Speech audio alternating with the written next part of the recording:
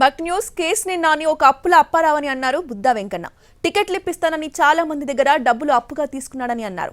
అప్పులు తిరిగి చెల్లించాల్సి వస్తుందనే కేసినేని నాని వైసీపీలో చేరారని ఆరోపించారు.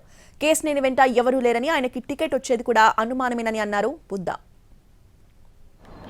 ఇద్దరు వ్యక్తుల దగ్గర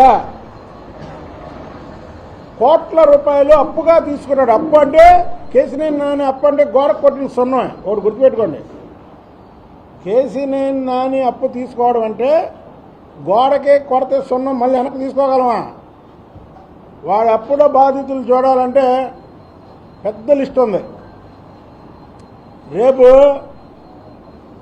జగన్మోహన్ రెడ్డికి కూడా చెప్తున్నా, నిజంగా వీడిని రోడ్డు మీద వదలాలంటే ముందు ఆ జనాల అప్పు వీడు ఎలా తీర్చాడు నువ్వన్నా తీర్చు, లేదంటే అప్పుల వాళ్ళందరూ ఈ వెనకాతలు వెళ్ళి బాబు బాబు అని అప్పు మాకు ఇవ్వాలని ప్రచారం చేస్తారు.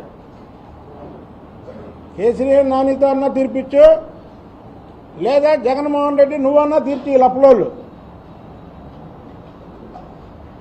అంత దుర్మార్గుడు చంద్రబాబు నాయుడు గారు టికెట్లు అమ్ముకున్నాడంట. అంటే వీడికి మొదటి రోజు నుంచి నేను చెప్తున్నా, ఈరోజు చెప్పడం కాదు,